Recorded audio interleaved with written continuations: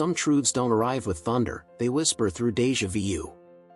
They hum in the quiet ache you feel when life pulls you towards something you can't explain. A face you've never seen but somehow recognize. A path you keep walking, even as it winds through uncertainty. A lesson that repeats itself in different forms, as if the universe is teaching from a script you once agreed to but have long since forgotten. This isn't coincidence, it's choreography. Before your lungs ever tasted Earth's air, before your name was chosen, before your body was woven into flesh and bone, your soul sat at the edge of the eternal and signed a contract with destiny.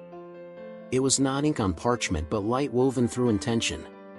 Not rules, but resonance. A silent understanding etched into the ether, written in the language of frequency and flame. The ancients knew it by many names: karma, dharma, the akashic, soul purpose. But beneath all these names lies one stunning truth: you are not here by accident. You are a living covenant, a divine agreement clothed in human form. And the script your soul authored before birth is still unfolding within the rhythms of your daily life. To read that contract isn't to decode something foreign, it is to remember what's already within you.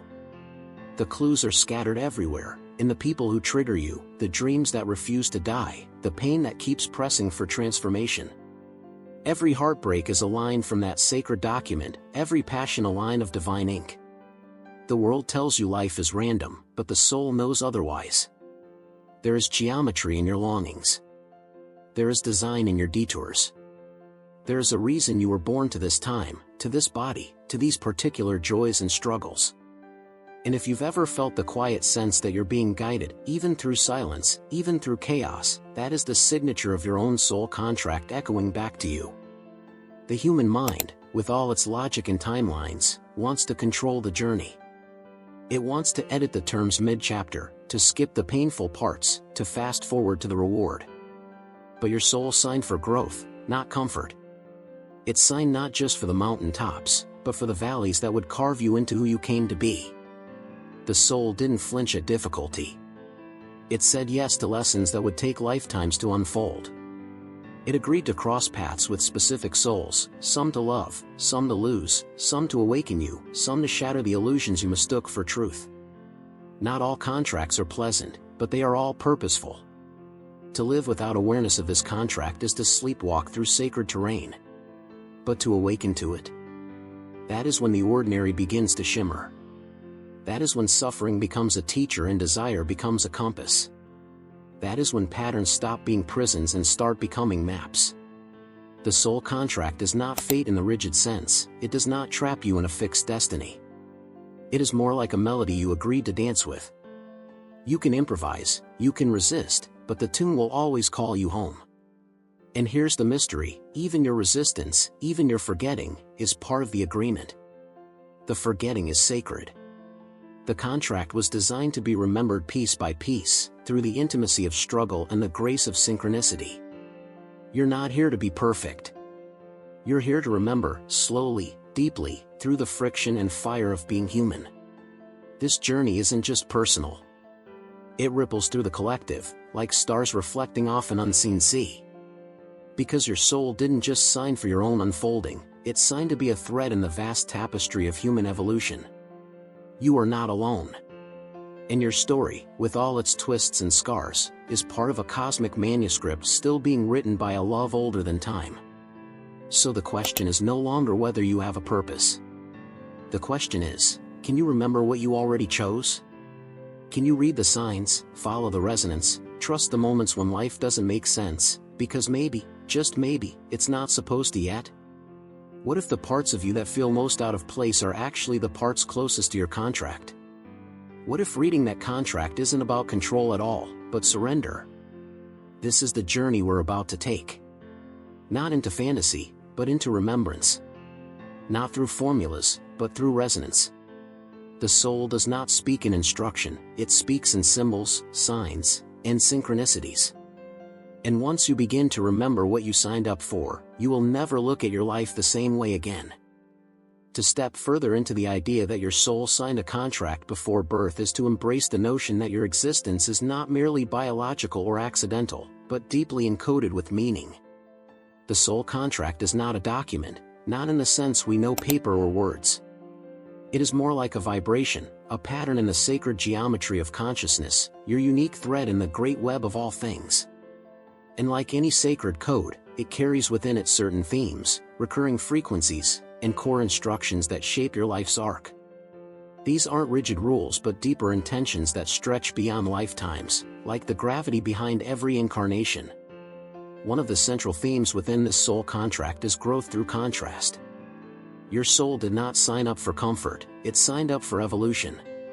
This world of opposites, light and shadow, joy and pain, union and separation, is not a mistake, it is the very mechanism through which consciousness sharpens. You cannot know your light unless you walk through shadow. You cannot embody unconditional love without first confronting where you withhold it. The moments that break you, that seem to challenge your very being, are often the exact moments you pre-agreed to meet, so you could evolve past the illusions you've carried for lifetimes. Another core element of the contract is soul agreements, the silent, pre-birth pacts made between spirits. We like to think that relationships begin when two people meet, but the truth is more mysterious. Some souls make promises to meet again, across time, across form, not to complete one another, but to activate one another. A parent who triggers deep abandonment may have agreed to play that role to push you toward radical self-worth. A lover whose betrayal shattered you may have signed on to awaken your ability to love yourself with no conditions. Even the briefest encounters can carry ancient echoes. You don't recognize people with your eyes, your soul remembers them by frequency. And when it's time, that old contract unfolds, through longing, through lessons, through pain, through love. But the contract isn't made only of challenges, it is also laced with soul gifts. These are the talents, intuitions, and callings that feel native to you, often surfacing in childhood or moments of clarity. Some people paint as if the stars taught them how. Others speak with a depth far beyond their years. Some feel called to heal, others to lead, others to create, to protect, to provoke. These gifts are not random, they are the tools your soul packed for this particular mission. When you align with them, time bends. Doors open. Life begins to flow with less resistance, because you're living in resonance with what your soul intended. Another crucial concept is that of karmic refinement.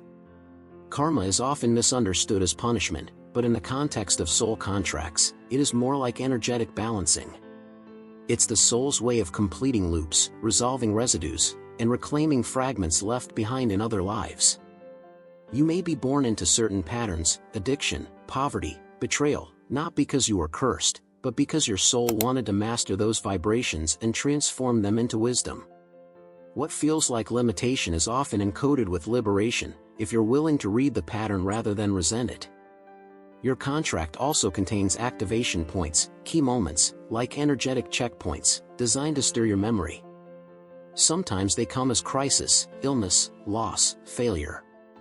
Other times they arrive as clarity, grace, an overwhelming sense that something bigger is at play. These moments are not detours, they are precisely timed awakenings. The soul knows that the human self forgets, so it builds in catalysts, events so piercing they break the surface illusion and call you back to the original agreement. But perhaps the most profound theme is that of choice.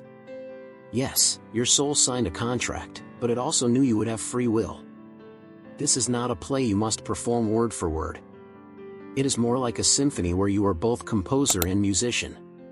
The contract holds the melody, but how you play it, how deeply you listen, how willingly you evolve, is up to you. Every time you choose love over fear, truth over comfort, integrity over ego, you align more closely with your soul's intention. Every time you numb, avoid, or betray yourself, the music distorts, but never disappears. The beauty of this agreement is that it is never too late to remember it. The soul is patient. The path will wait. What's often mistaken as fate is really your soul calling you back to the original vibration you agreed to carry. You are not being punished by life's challenges. You are being redirected, refined, and returned to what you truly are. The contract isn't a sentence, it's a song. And the more you tune your life to that song, the more everything begins to harmonize, within and without. To read this contract, then, is not to consult a scroll hidden in the clouds, it is to listen differently, To feel the patterns rising in your relationships, your triggers, your longings. It is to ask not why is this happening to me, but what is this teaching me? It is to see each moment as sacred, each person as a mirror, each wound as an opening. To truly understand your soul's contract, you must enter the realm of metaphor, because the language of the soul is not linear, it is symbolic, mythic, layered. While the human mind seeks clarity and definition, the soul speaks through dreams, archetypes, synchronicities, and stories that seem to rise from the subconscious like ancient echoes. These stories are not just old, they are timeless, reverberating through the collective human experience, waiting for us to remember their message. For in their symbols, we find our reflection. Imagine, for a moment, that before you came here, before your mother's womb encased you in time, you were seated at a vast, golden table in a hall that felt familiar but unnameable. Around you, other souls gathered, some glowing with excitement, others quiet with reverence. You were handed a scroll, not written in words but in pulses of light, each one a promise. You saw faces flash before you, souls you would meet again. Some to love, some to challenge, some to shatter your ego so your essence could emerge. You saw crossroads, moments of crisis that would wake you. You saw gifts placed in your palms like sacred tools, your intuition, your creativity, your voice. And though you knew some moments would be unbearable, you nodded. You signed, not with fear, but with the knowing that Earth was a classroom, and you were ready to remember. This image may feel mythical, but it carries a deep resonance. In every culture, in every tradition, there are stories of descent and return, echoes of the soul's journey into incarnation. In Greek mythology, the river Lethe flows through the underworld, and souls who drink from it forget their past lives before entering a new body. In Kabbalistic mysticism, it is said that before a soul is born, an angel teaches it the secrets of the universe, but as the soul enters the body, the angel places a finger to its lips, creating the indentation above your upper lip, and the soul forgets everything. Why? Because part of the agreement was to rediscover what you already knew. Forgetting was not a flaw, it was part of the sacred design. You were never meant to be told who you are. You were meant to remember it through experience. One of the most potent symbols in these narratives is that of the mirror.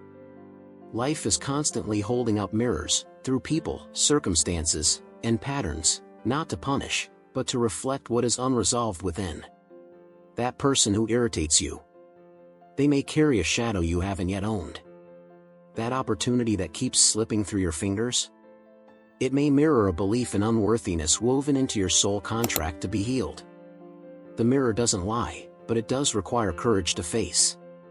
And once you learn to read life this way, not as a series of random events, but as a dialogue between your soul and the world, the contract begins to reveal itself.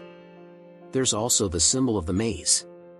So many people feel lost, as though they've wandered off their path. But what if the path is the maze? What if every wrong turn was designed to lead you closer to your center? In mythic traditions, the maze is not a place to escape from, it's a sacred space of initiation. You enter it to strip away illusions, to confront what you're carrying that isn't yours. You may feel abandoned in its winding halls, but the soul knows, confusion is a portal to clarity. Every time you felt lost, it wasn't because you strayed from your contract, it was because your contract included the experience of finding your way back. And then, there is the symbol of the echo. There are moments when you feel something pulling you, a place, a song, a person you just met, and it resonates so deeply, it feels like remembering. That's the echo of the contract calling through time. It's the bookstore where your hands tremble over a specific book, the stranger whose voice vibrates like a bell inside your chest, the dream that repeats until you finally stop dismissing it. These echoes are not coincidences. They are memory signals, breadcrumbs dropped into your waking life to help you recall what your soul once knew. The more you follow them, the more aligned you become.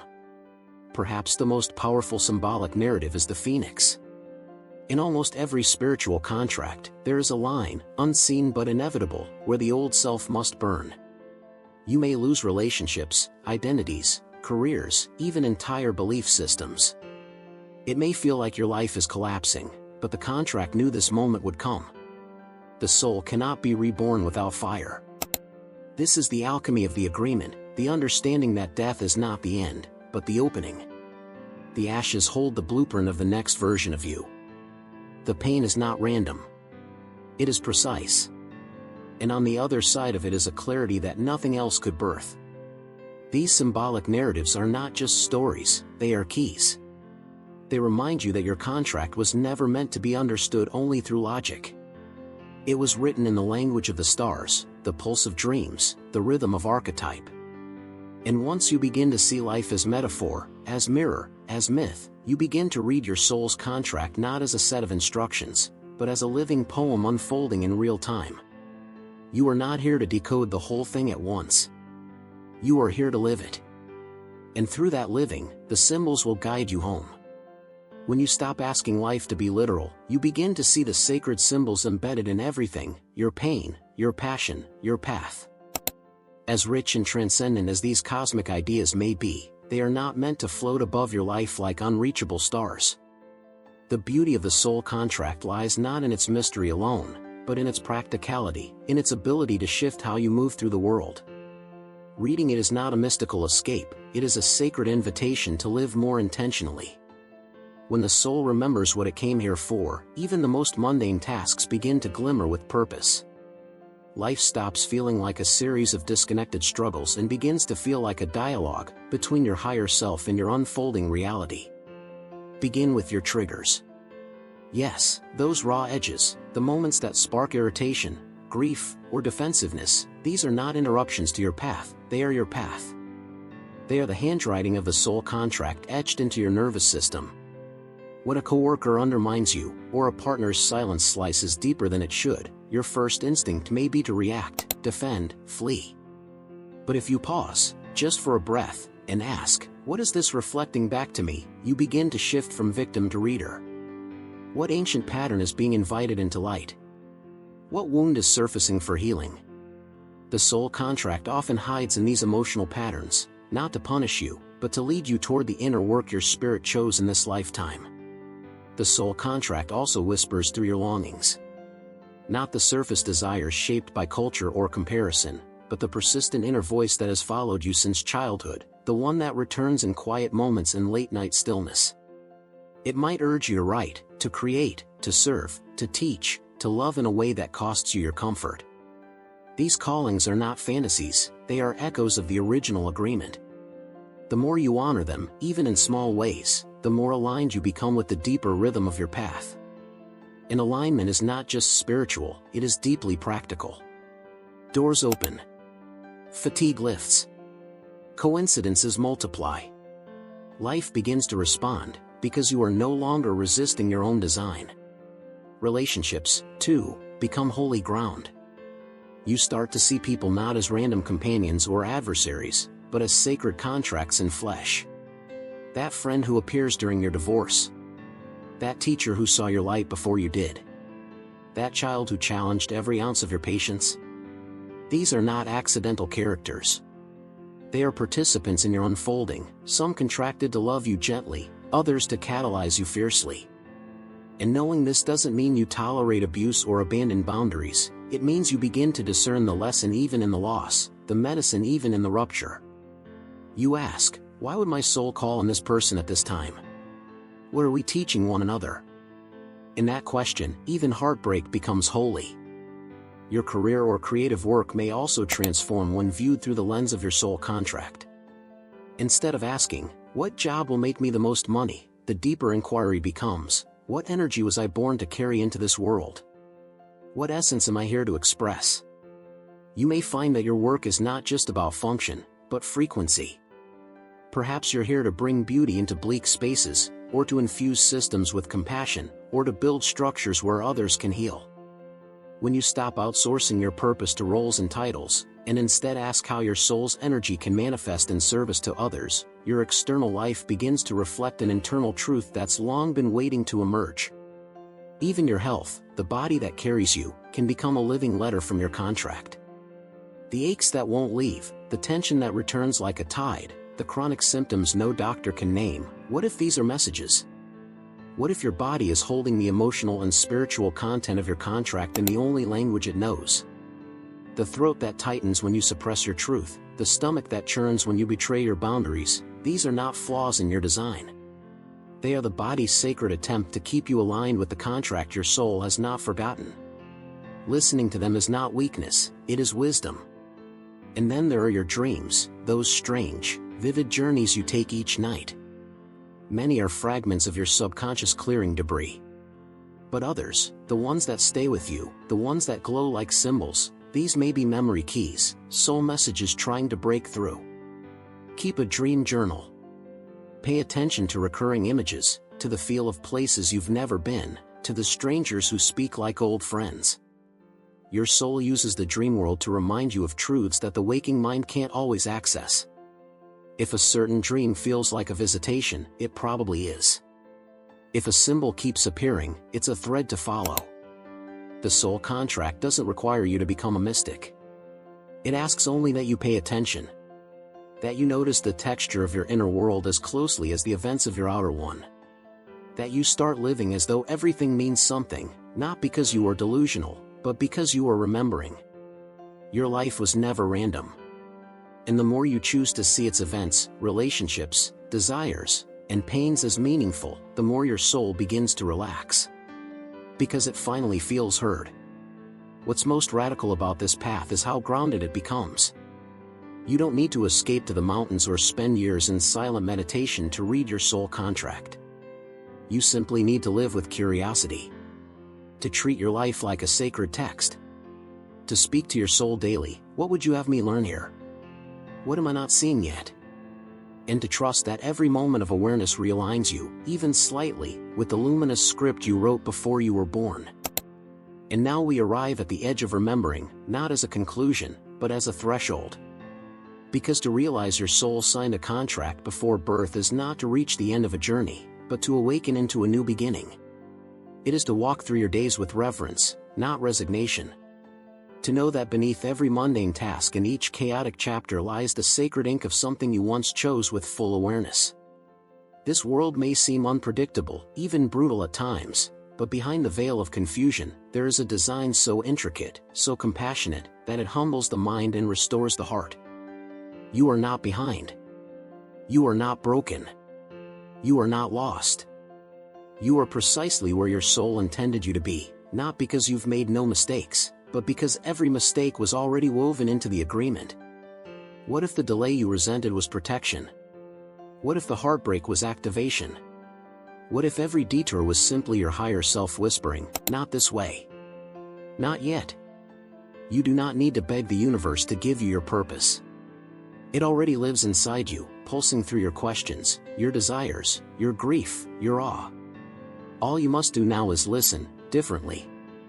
Your soul is not some distant entity residing in the heavens. It is here. Breathing with you. Speaking through your instincts, your dreams, your sudden moments of clarity. The signs have always been there. The repeated patterns. The words that hit you like thunder.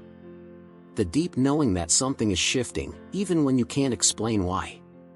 Reading your contract means learning to honor those signals as sacred.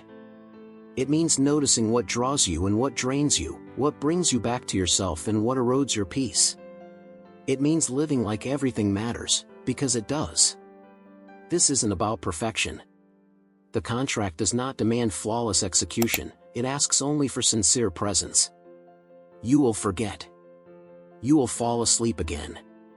You will get caught in loops of doubt or chase after someone else's dream. That's all part of it. But every time you return to your inner compass, every time you reclaim your truth, every time you choose what resonates over what impresses, you come back into resonance with your soul's original yes. You don't need to see the whole map to walk the next step. Just start by honoring the moments that stir you. The places where your chest expands, your breath deepens, your spirit softens. That's the contract speaking. That's the echo of your higher self. You don't need to know how it all ends. You only need to walk the path like it was designed for you, because it was. There may come a day when someone asks you, "How did you know this was your path?" And you may smile and say, "Because even when it hurt, it felt like home. Because something ancient in me kept saying yes. Because every part of me felt aligned, even when the world said it made no sense." That is the signature of your contract. Not ease. Not applause. But resonance. That deep, cellular knowing that you are walking the road your soul once chose, long before the world taught you what to fear. So here's your invitation. Start asking different questions. Not just what should I do, but what did I come here to remember? Not just who am I supposed to become, but who have I always been beneath the forgetting? Begin treating your challenges like initiation. Your relationships like sacred mirrors. Your passions like sacred assignments. And your pain, not as a curse, but as a compass pointing toward healing. This world needs awakened souls. It needs people living from their contracts, not their conditioning. It needs your particular light, your sacred frequency, your unedited truth. And while your contract may not promise ease, it does promise meaning. And in the end, that's what we're all searching for, not comfort, but alignment. Not perfection, but purpose. Not certainty, but connection to something so much greater than ourselves. So let this be your turning point. Let this be the moment where you choose to remember. Not in theory, but in action. Not just in the stillness of contemplation, but in the messy, miraculous unfolding of your real, human life. Your soul is not waiting for another sign. It is waiting for your consent. It is waiting for your return. You have already signed the contract. Now, with every breath, begin to live it. The full journey is now complete. If you'd like, I can format this into a downloadable document, adapt it into a video script or spoken word format, or help you turn this into an ongoing series. Let me know how you'd like to take it forward.